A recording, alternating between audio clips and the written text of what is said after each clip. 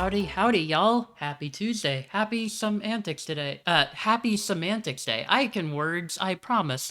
Today I am joined by Mads. Mads is a just, I mean, actually, would you like to introduce yourself? I could try, but it's better if you do, I think. Yeah, for sure. Thanks for having me. So yeah, I'm Matt. I'm a principal developer advocate at Div Riots. We're a small company, small startup dedicated to front-end tooling and more specifically design systems. So I'm really happy and really excited to be here to talk about the design system, what it is, and how we could use it to improve the quality of the front ends and of our different web apps and different kind of applications. So yeah, thank you very much. I'm super, super excited to have you on. You actually had me on your show a couple months ago when we talked a lot about accessibility and design systems. I'm gonna put a quick shout out actually in the chat for your stream. Go check it out. Oh, Um, thanks. what what kind of stuff do you like to talk about on your streams? So on the stream we are trying. So we have a regular stream once a week. We are trying to cover the different technical aspect of design systems. So because we're gonna probably talk about this, but the design system is more than just a small subset of different components that you could use in your front end. It is, but it's also a lot of more things. So because we don't have a lot of resources available online about how to build a design system and how to work with a design system as developer, we started the stream. To be perfectly honest, so DevRiots are making a tool named Backlight, and Backlight is a design system editor, and it is composed by different kind of starter kits based on different kind of technologies like React or Vue or Svelte or whatever you want. But building those starter kits is a lot of effort. Last year in December, we were just brainstorming with our CEO, and we said, okay, you know what? Maybe we could work at least 1 hour a week on the starter kits to try to build new ones or try new technologies or improve the existing ones. And so we did. And if we do so, why not doing it live? It could be interesting for people just to understand the process and how we could work and we could yeah, craft the different kind of components and so on. So we did 3 episodes, and in the end of December, we said, okay, you know what? Maybe we could invite some guests to have some kind of advices and insights coming from experts in different domains. So we contacted few people to ask if they want to join to build starter kits and build design system with us. And surprisingly, they all answered positively. So we had a lot of guests since the beginning of the year, and for the last 6 months, yeah, it was really a blast. So it's a cool way to try and see people try and fail and then success in building design systems. Absolutely. So you mentioned that a design system is not simply a component library. As we kind of get into this topic of building design systems with web components, can we maybe start with what does a design system mean to you? Yeah, that's a great question. So what is a design system? I guess that the idea came at first from the designer side to find a way to architecture the product's design in a way that they could reuse some kind of components and that could easily express the brand and the feeling of the brand and so on. This is something that is not recent. I mean, one of the most known is the NASA design system that were built in, I don't know, the 70s, something like that, which is a big book containing every part of the brand and how to use it to communicate when you are speaking in the name of NASA. So it's an interesting topic, and the fact that right now we are reusing it in our digital era to build interfaces, this is just the logic way, of evolution. So designers started to work on things named design kits, which are finally just a set of different components that they could reuse when they build and they craft interfaces and so on. So after that, you have to give this work to the developers team to just implement the different kind of components and so on. So there is a second problem, which is how to pass properly in a single source of truth the different kind of values that are holding the brand, the colors, the typography, the spaces, and so on. So few people invented the concept of design tokens, which could be seen from the developer side as a set of different variables where you can store different kind of values and data, like different colors or fonts definitions and so on. And then you could reuse those tokens in an abstract way in the different kind of components of your library. And when you are working on those library of different kind of components, then you are building the basic blocks, the foundation of your interfaces. And after that, when you are working on your final product, then you will be able to use a button, an input field, a header, a footer, a nav bar, and so on, which are all into the design system, which is interesting because if you are using the design system as a central point where everyone could contribute, like designers and developers, but also product people or a QA people or UX writers, then everyone is now able to concentrate their work on the same product and the same effort.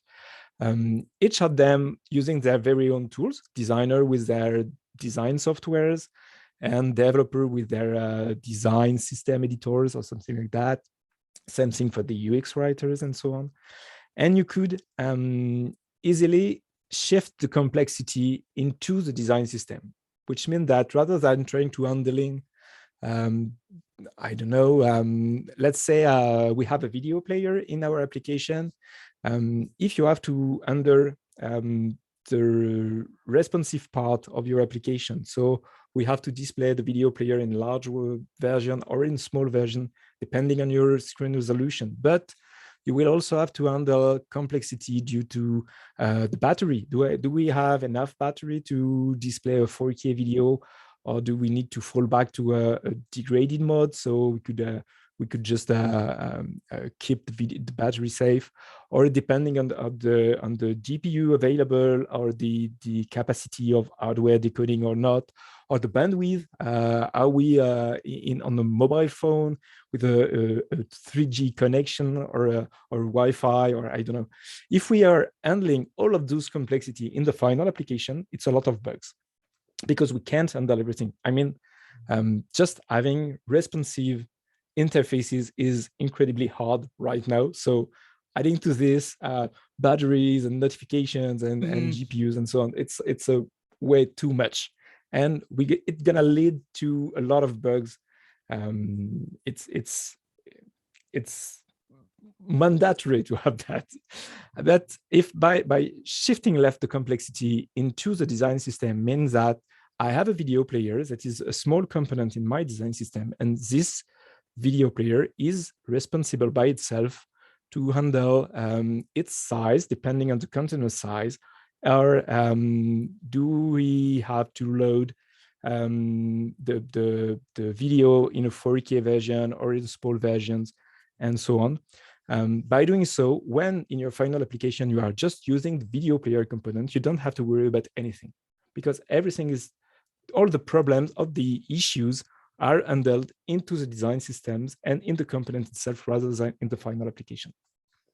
To me, it's the most powerful feature of design system, the ability to just work on really fine, well-executed components and then distribute them after that. I love that. That was amazingly well explained. Chat, let's give some kudos to Mads' explanation there. That was incredible.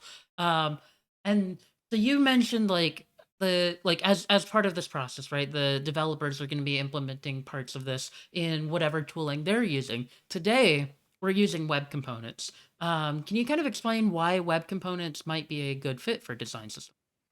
Yeah, um, for sure. That's a nice question.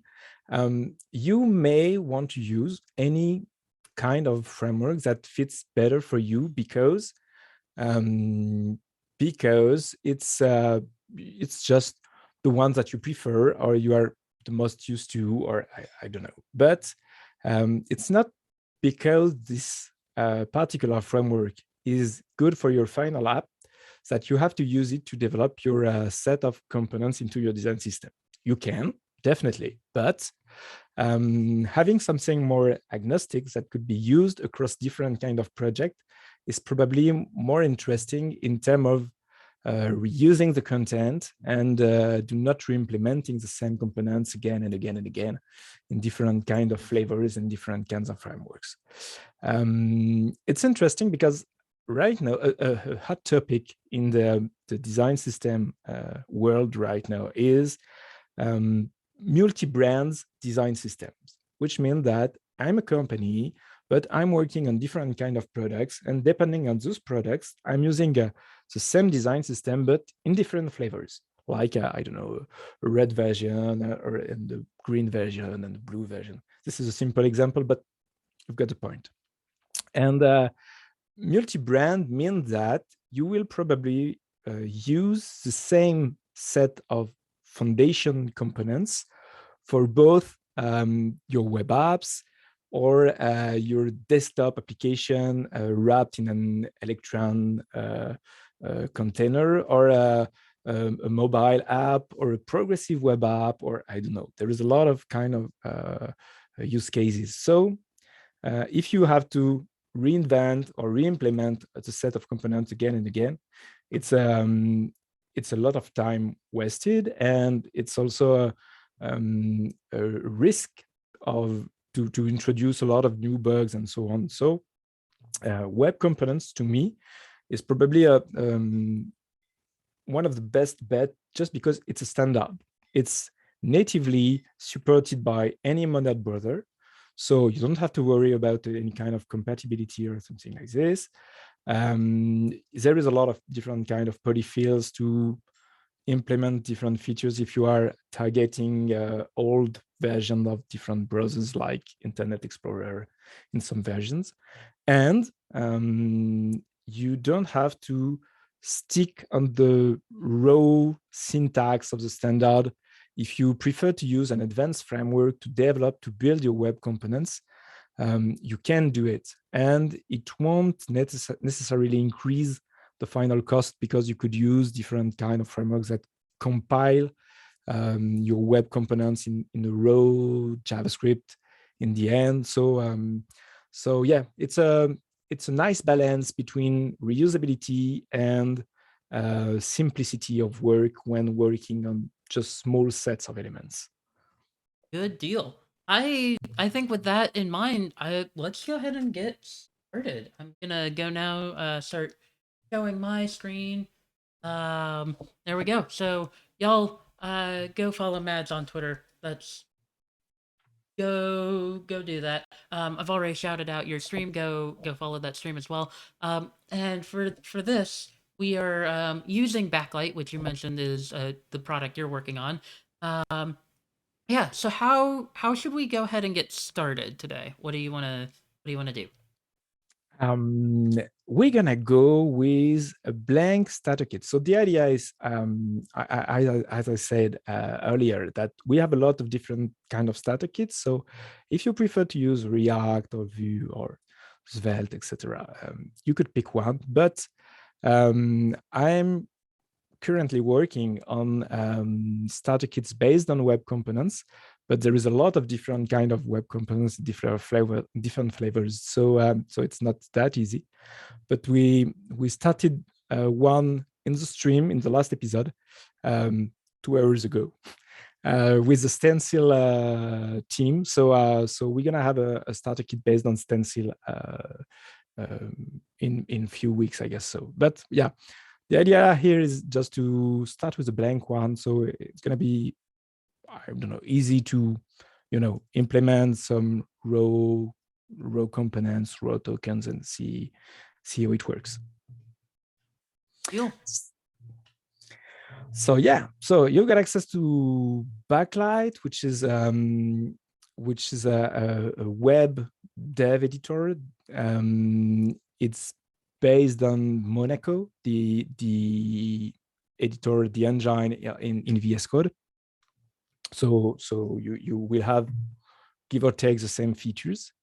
The idea of using Backlight is that you could definitely use your regular editor, regular VS Code to work on your components library for sure. But the idea of Backlight is to give you some kind of framework that you could work with, so it will be a bit more easy. We're not enforcing any kind of technology. We are just a bit opinionated in the way you're architecturing your project. So it's like a monorepo where each package will be a component, like a button or a tokens or so on, and each package will contain a source folder, stories, tests, documentations, and external resources like design resources and so on.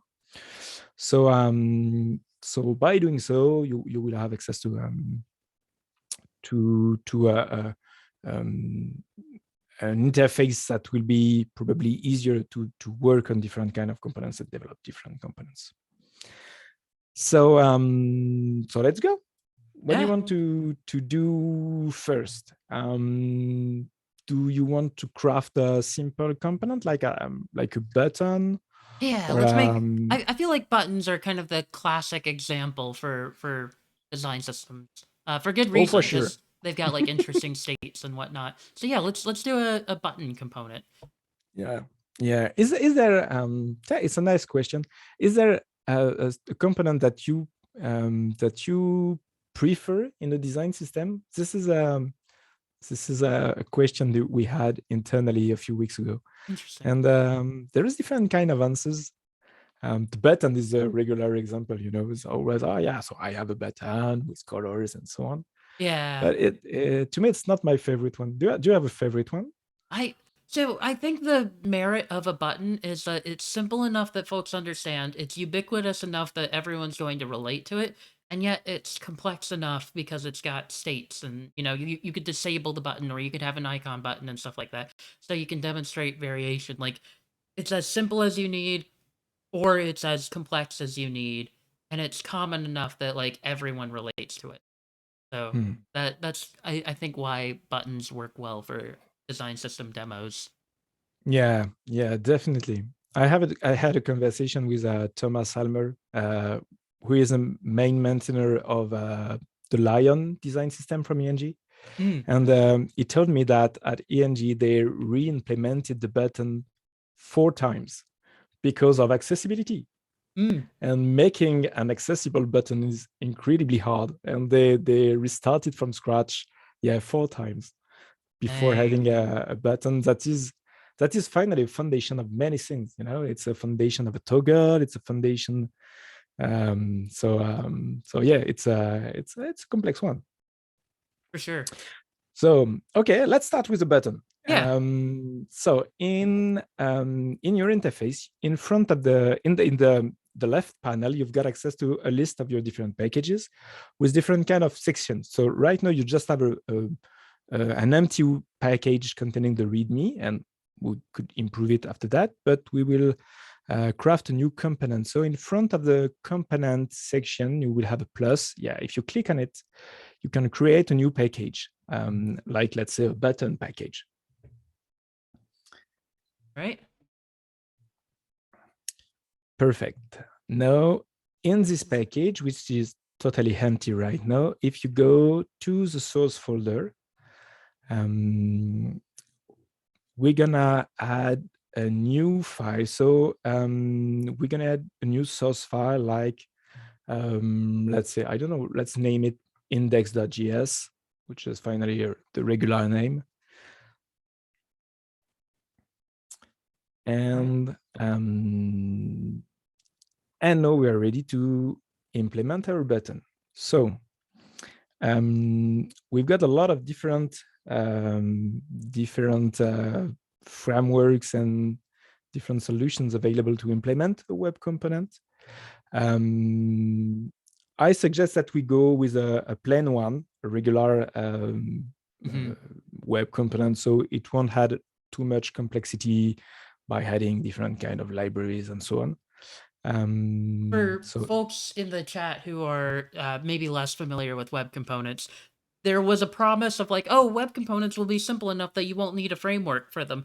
And then you totally needed a framework for them. There have been a few kind of big ones throughout the years. I think one of the giants is like Lit by Google, is a yeah. big one. But they're all supposed to like smooth over the web component API to make it easier to use. We're just gonna do web components without any framework. It sounds like, but that's the context there. So we could pick a framework. We're just not gonna. I think that is interesting with web components is that you don't have to use the same framework for all the elements of your library. If you want to implement a button using Lit because it's easier for a button, but with stencil for a dropdown because it's better with stencil and easier with stencil, you could definitely do so. You depending on the framework, you will add some extra bytes of JavaScript. So be careful of that. But for some like Lit or stencils that compile to raw JavaScript, in the end, it's totally free and it will make the development process maybe easier at some point because just choose the right one depending on your context. So yeah. So if we want to start with a regular one, I suggest that we copy paste an example coming from the All the Ways blog post. So we have a blog post at DevRiot's name, All the Ways to Make a Web Component. This is a blog post that I try to update regularly, at least twice a year. And it's comparing right now 61 different variants of web components. So I re-implemented the same counter component, which is a really basic one. And we compare the bundle size, the loading time, performances, and so on. So it's also a good way to compare different way to implement the same element regarding the framework that we prefer to use. So yeah, maybe we could just copy paste the basics, like we could create exactly a template, and we're gonna create a class to expose our web components, and we're gonna comment it.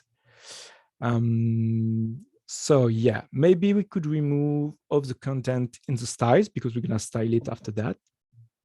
Yep.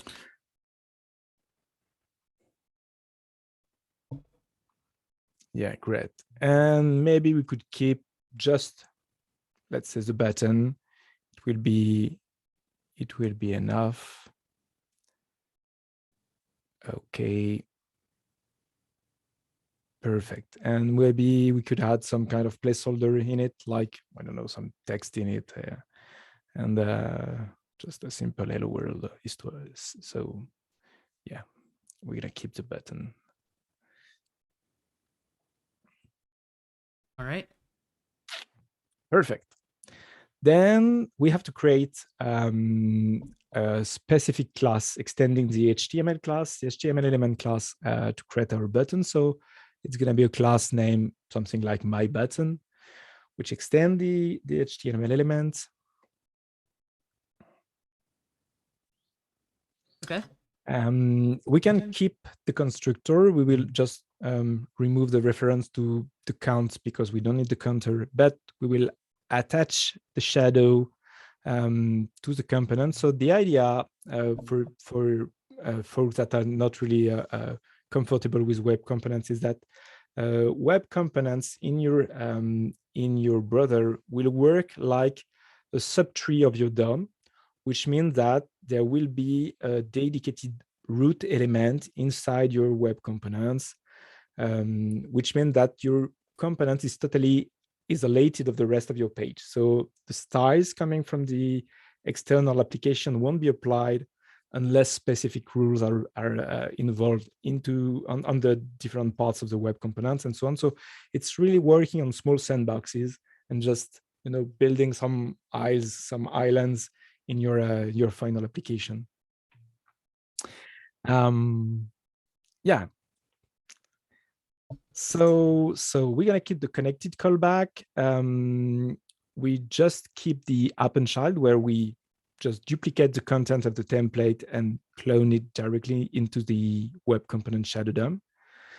And we could keep the update method because it's gonna contain everything that will be run to update the content of the button. So we could remove this count reference and those methods too, because we don't need them anymore. Okay, and after that, we have to declare at the page level the use of the button. So it's a custom element define my dash button, which is using the my button class.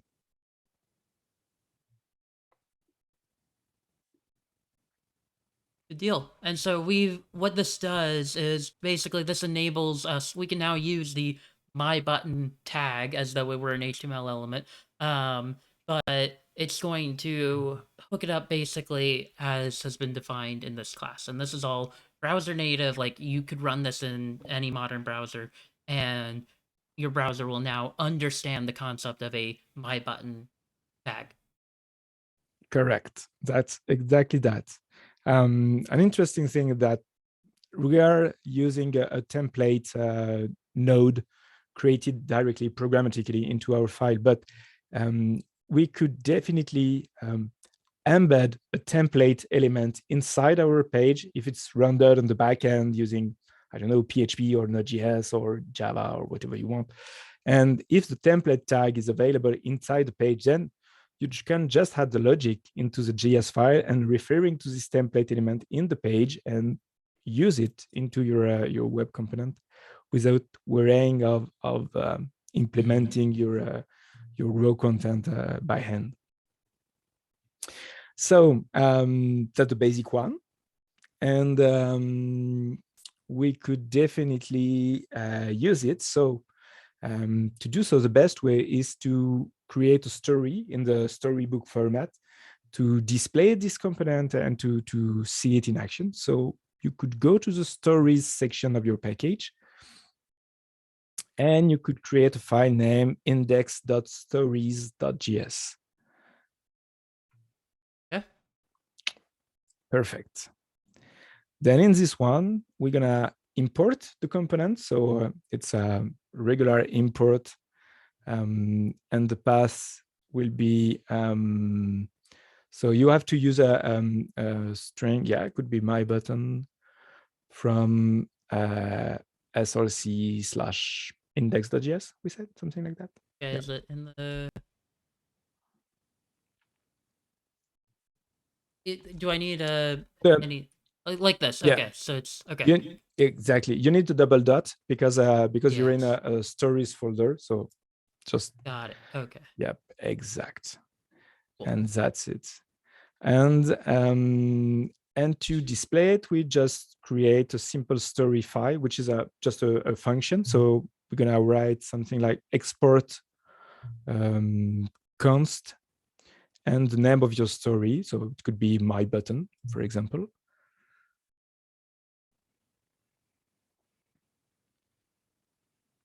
Okay. And we're gonna plug a fat arrow function. So it's gonna be just equal parentheses, fat arrow. And we will just export a simple string, and this string just gonna contain our tag. So it will be a string containing HTML. So Okay, so you're talking something like this. My button, exactly. Okay. Oh no. Our button is self-closing, but okay, so something like that. Exact. So if you save this one, you're gonna have on the rendering panel of the right side a stories view, Ooh, and I think you we will. exported Okay. or something The like request module not provide an export default. I need to Yeah. export default my button from source index. Yeah. Yeah, you're right. Cannot set. Oh yeah, I didn't Yeah. completely remove all of this. Okay. Yeah, but we can work on it. We can work on it. Yeah. Let's say that we want to update the content of the button. So let's say that we are using I don't know, let's say a property to declare the text, or just a slot. We could definitely use a slot. So let me find.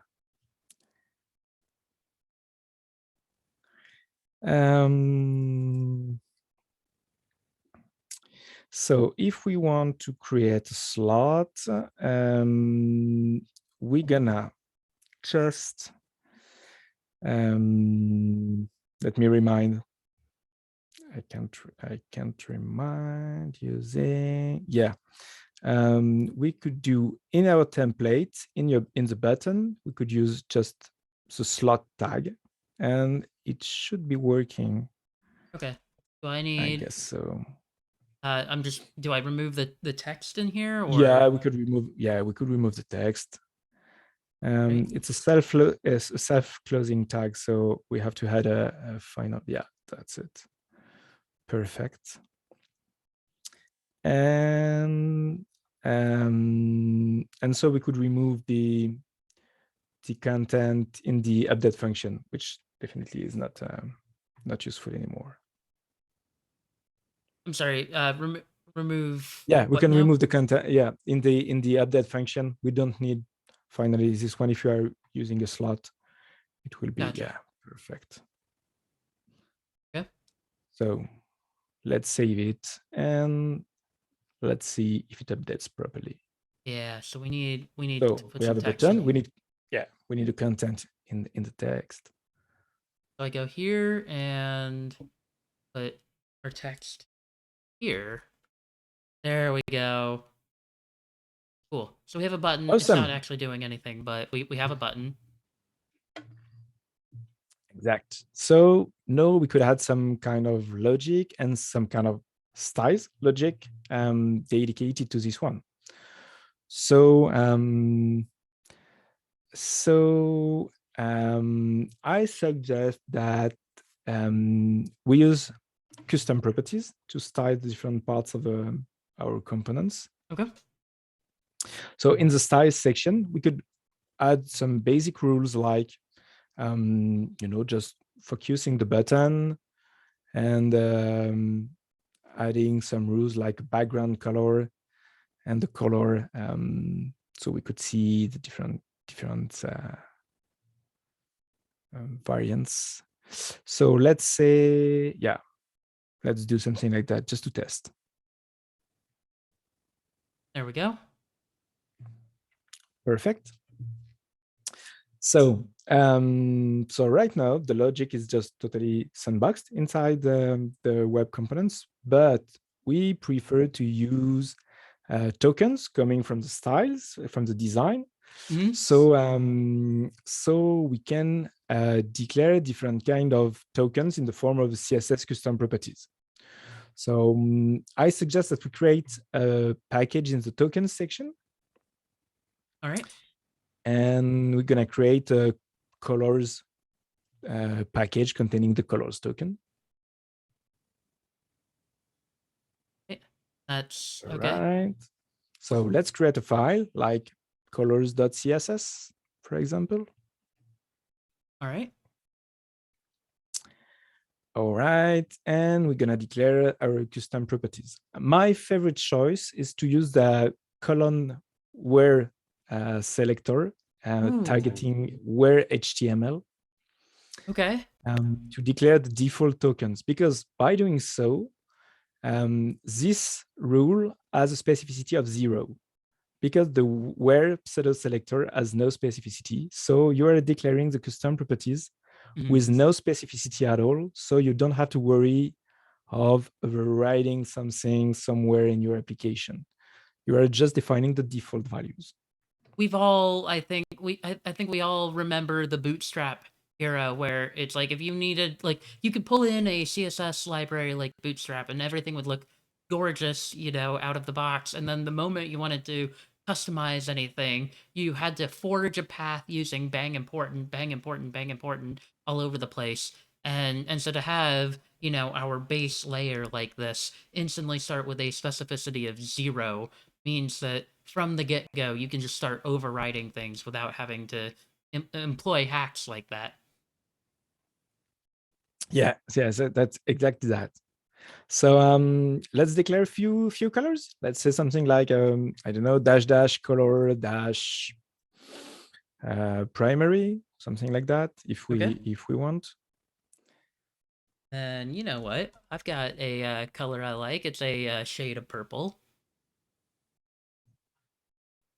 Perfect. And let's declare also let's say a light one containing a white version. So so we could easily switch after that. Okay, so like color light and have that be Yeah, like white. Is that what you're thinking? yeah, yeah, something like this. This is really great. It's yeah, we can take some time to talk about the notion of cascading in design tokens.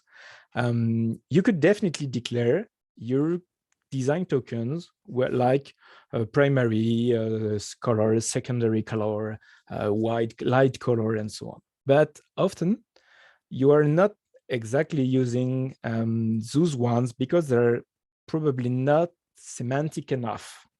So my my recommendation is that you will probably have some kind of tokens coming from the design files containing values like red 500 or blue 900 or something like this. Yeah. You can take those values like that, taking those colors and map them to CSS custom properties like colors red 500.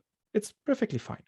And then after that, we will start a cascade where we are mapping values in a semantic manner, like saying, okay, the color primary in my application will be mapped to colors green 500. And after that, you could, yeah, tell me. Yeah, do you want to set this file up like that? Is just to kind of show what that would look like? Yeah, for sure, for sure. Good All right. idea. So rather, Yeah, can you so walk me through that? yeah. So let's change the color primary to color purple and the color light to color white, for example. Okay, great. And we're gonna declare two new custom properties, a color primary, let's say color primary, which is mapped to color purple. So so just a colon var color purple. Okay. It'd help if I spelled purple correctly. There we go. Great. And let's say a color light, let's say that, which is mapped to color white. All right.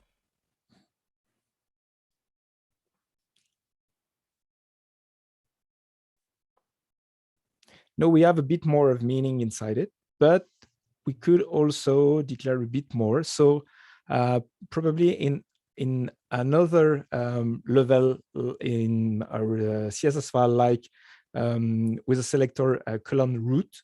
So we know adding some kind of specificity inside the application.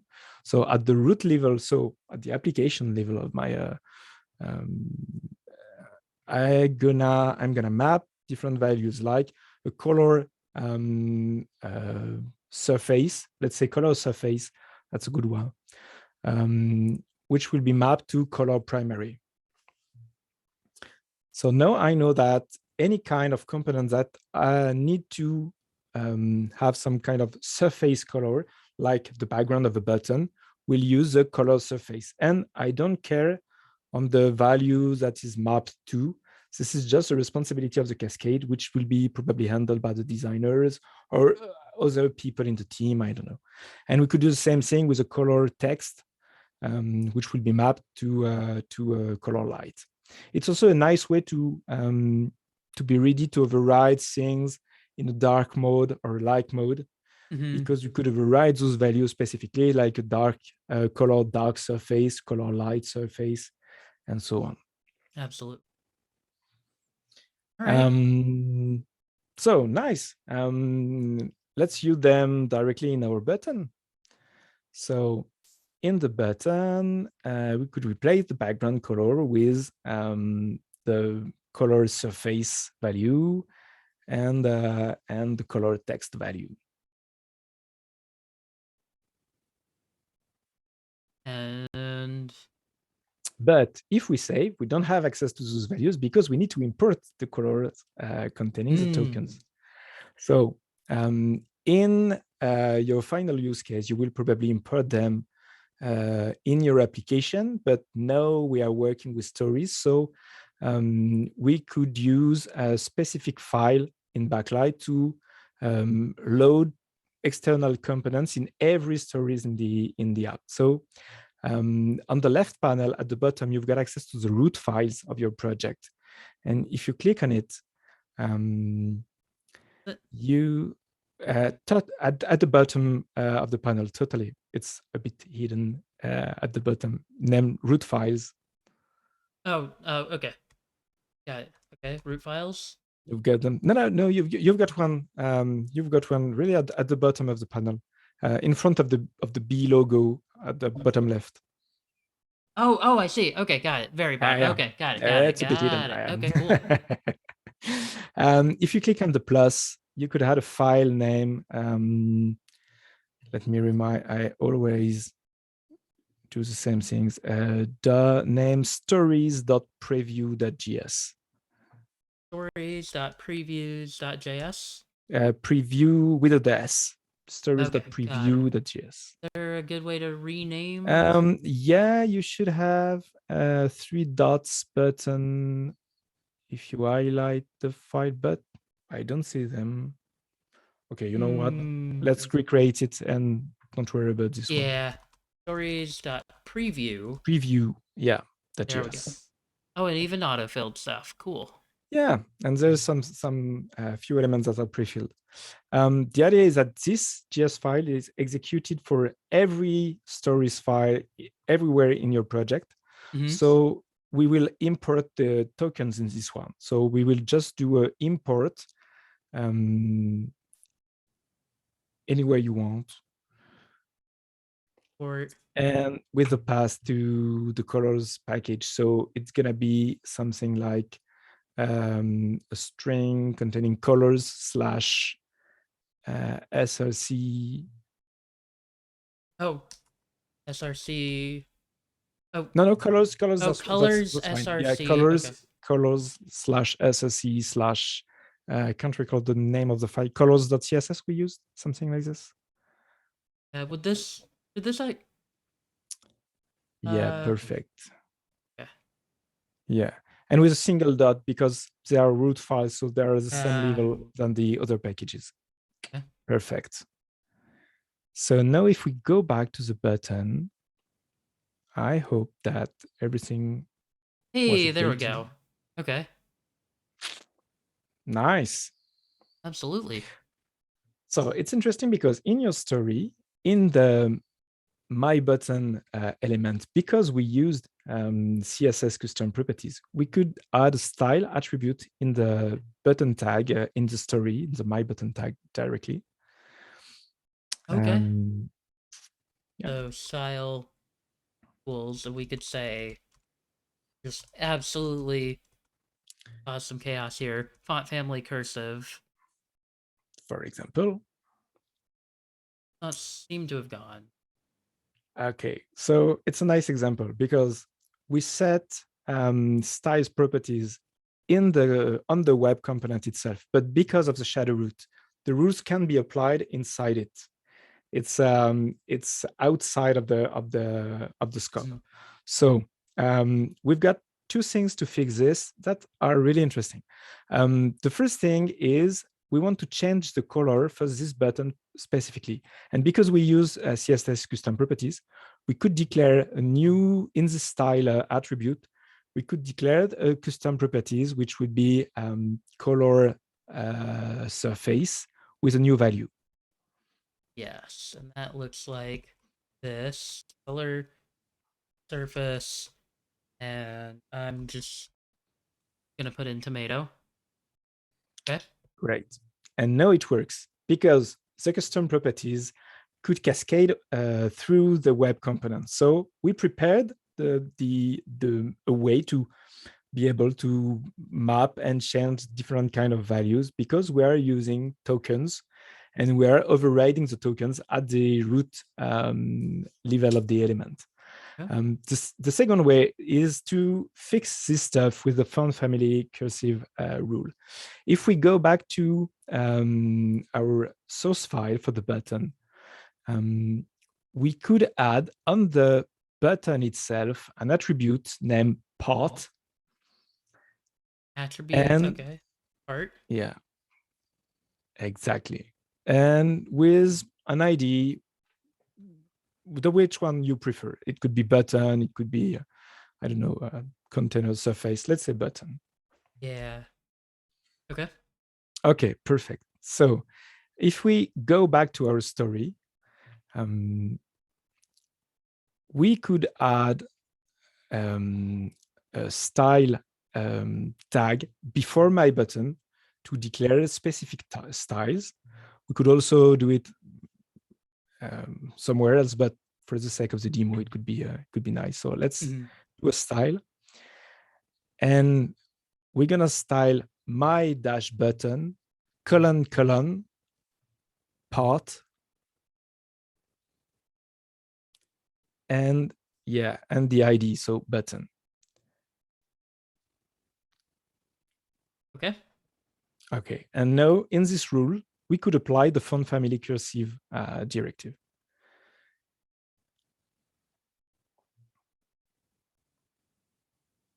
Crossing Gotcha. finger, it should work. Perfect. Nice.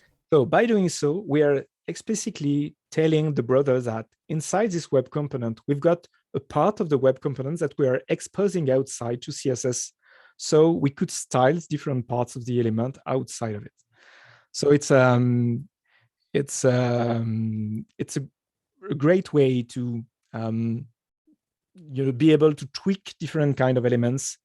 I don't recommend to do it everywhere, otherwise your code base will be a big pasta at some point. But yeah, for very specific parts, it's really useful in the context of a design system.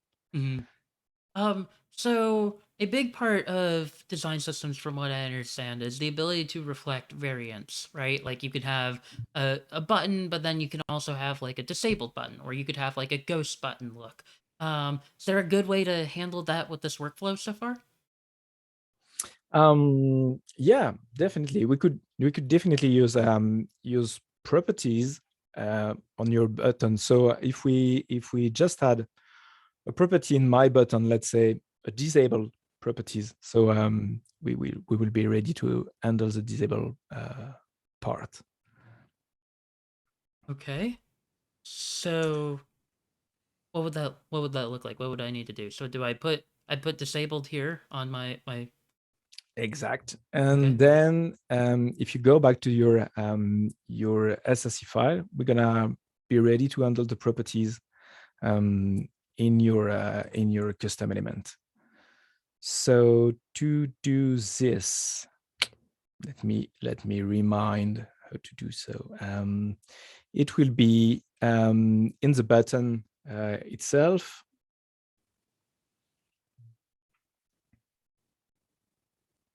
Oh, yeah,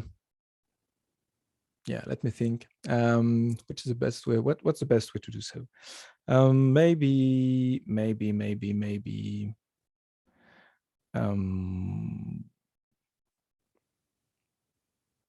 Okay, no, you know what? Let's say we're gonna just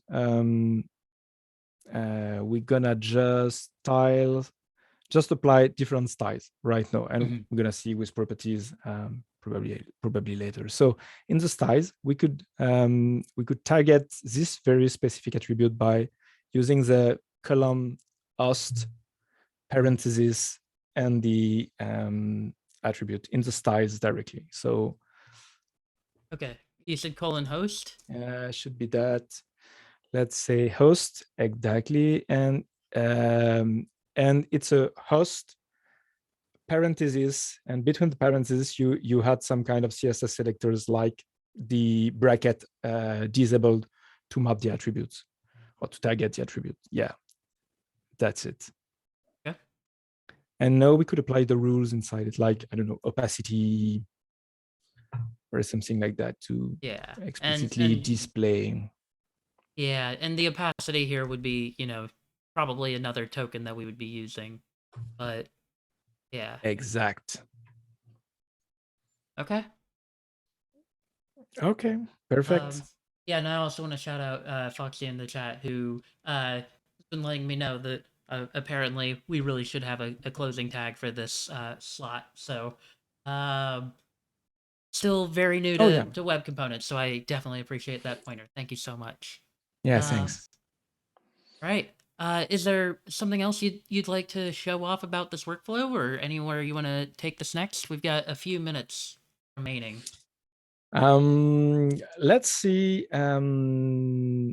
if we could implement something like using external properties, to get access to the disabled attribute. The fact is, right now we are styling our component based on this attribute, but we could also add some logics in it, you know. So in the constructor, we could do something like let me think to be perfectly fine. Let's something like let's say this. Okay, let's say this disabled in the constructor. So we're gonna set an internal property inside the component, which will be mapped to the attribute by itself. So we could do this get attribute. That should be something like this, or maybe we have to target the shadow down. Can't recall exactly. Get attribute disabled, and we could, map this to a Boolean value. So if the attribute is here, then this disabled is true. Otherwise, it's false. It's false. So yeah, this. I'm sure there's also some robustness that you would need, because if someone puts disabled equals false, you would expect that to resolve to false, I think. But just for the sake of simplicity here. But yeah, okay, cool. So perfect. And let's use the update method to add some kind of logic on it. So like we could, what could we do? We could let's say remove the content of the button just for the sake of the demo, Okay. It could be something like if this disabled, then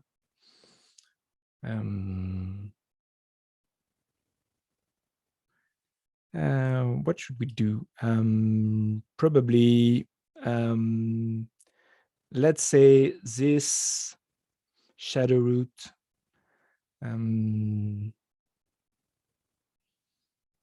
get elements by tag, and to have a get element by tag, or get element by ID, and we're gonna put an ID on the button.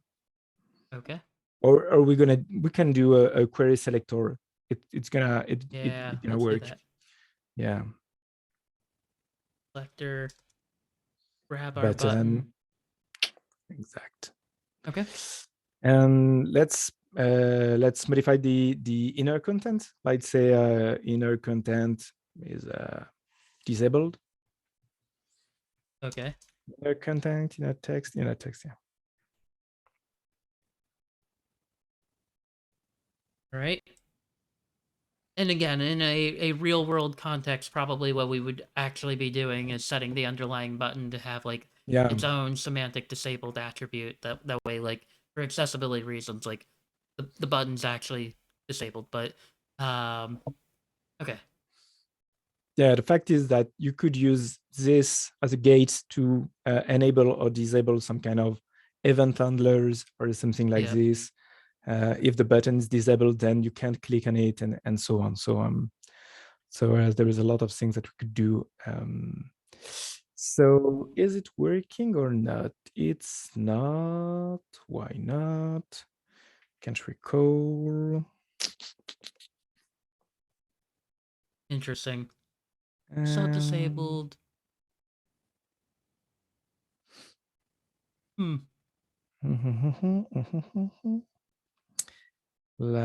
like it should be working. It should be working. Let me think.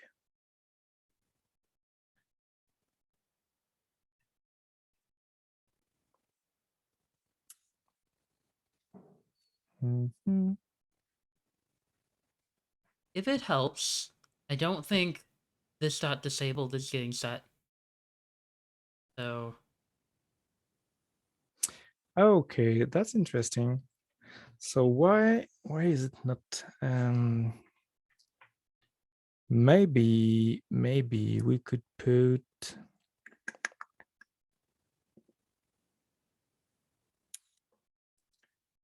Maybe we could put the this disabled getter attribute in the connected callback thing oh put rather this than on the constructor. I'm yeah. not sure of this one, to be perfectly honest, but yeah, let's Yeah. try.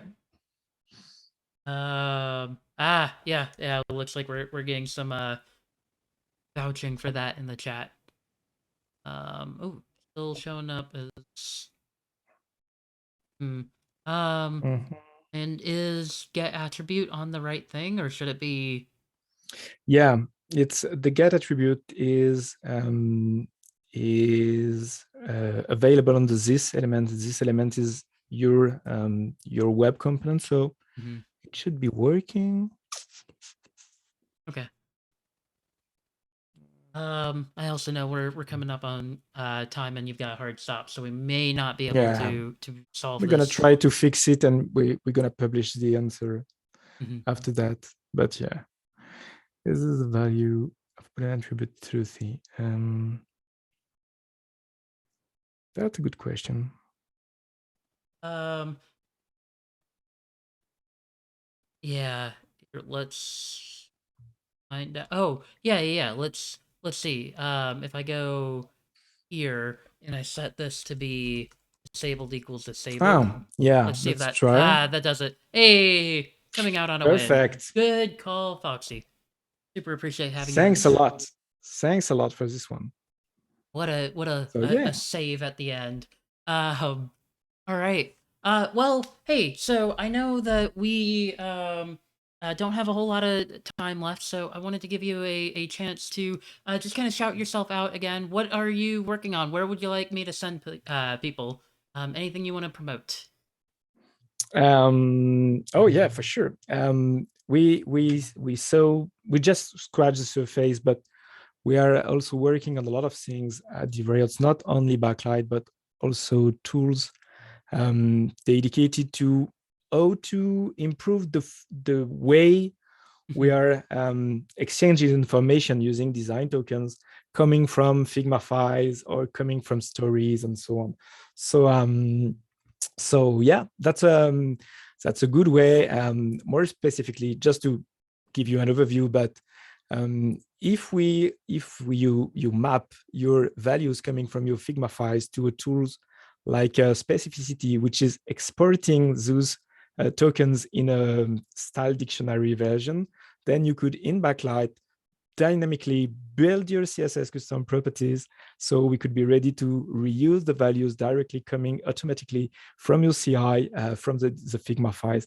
So it's a lot of things. We're working with a lot of tools, and it's a nice ecosystem. So yeah, have a look at it. And thanks a lot for having me today. It was really great. Absolutely. Y'all go follow Mads on Twitter. Go follow him on Twitch as well. I've put a link to both of those in the chat. If you're interested in learning more about design systems, and especially design systems using Backlight, you should definitely go check out Mads' streams. Y'all, it's a busy June, so I'm not going to overload you with all the things going on, but this Friday at 1 p.m. Central, I'm going to have Austin Gill on. We're going to be building accessible Vue apps using the Vue Tensils component library, which is super exciting. And then next Tuesday at 2 p.m. Central, Josh Goldberg will be on. He has literally written the book on TypeScript. And so we're going to be diving into TypeScript with Josh. So it's a good a good month for streams. I'm super excited. Y'all go follow Some Antics here on Twitch as well as on Twitter. That way you can keep apprised of all the streams coming up. And stick around, chat. We're gonna find someone to raid. But in the meantime, thank you all so much for being here. And Mads, thank you so much for spending time with us today. It's been It was a blast. great. Thank you very much. Have a good one, y'all. Bye.